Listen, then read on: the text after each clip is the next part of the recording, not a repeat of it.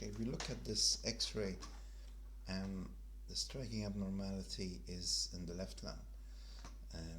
So what have we here? We have a vast cat here, which is for hemodialysis. The thoracic aorta is unfolded, that's okay. We have some calcification in the wall of the aorta. But as we come down, we can see that the left margin of the aorta is obscured by this large shadow.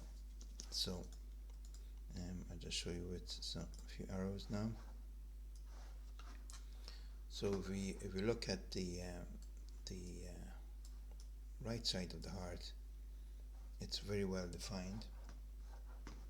To go to the left, this is the aorta with some calcification, but then here we have large kind of shadow. Now, based on the X-ray alone, it's hard to say what's going on. It could be consolidation, it could be a mass, it could be something in the posterior mediastinum or along the pleural, the ribs.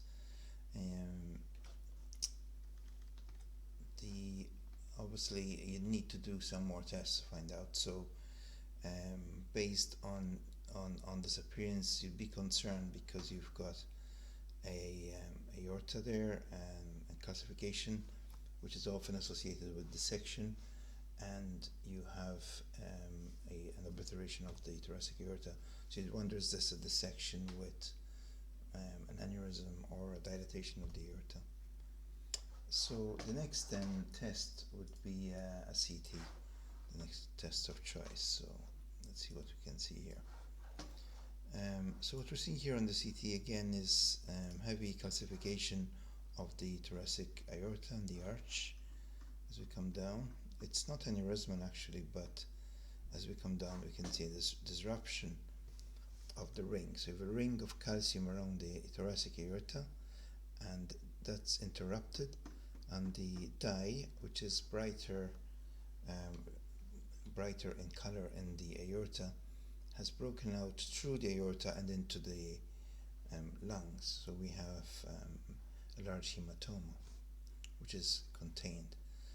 So we can tell this is a hematoma because it's fairly dense. You can see how dense it is. I'll just show you again with there's the hematoma there.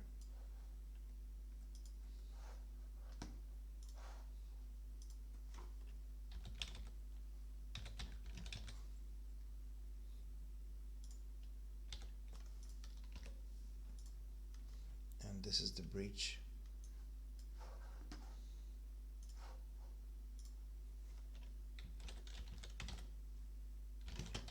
In the thoracic aorta.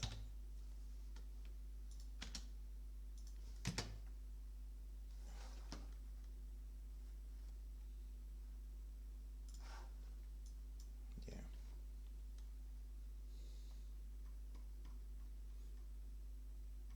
So this would normally be considered quite an emergency, though it could, because there's no dissection and no great vessels are involved, like this could possibly be treated conservatively, I would think.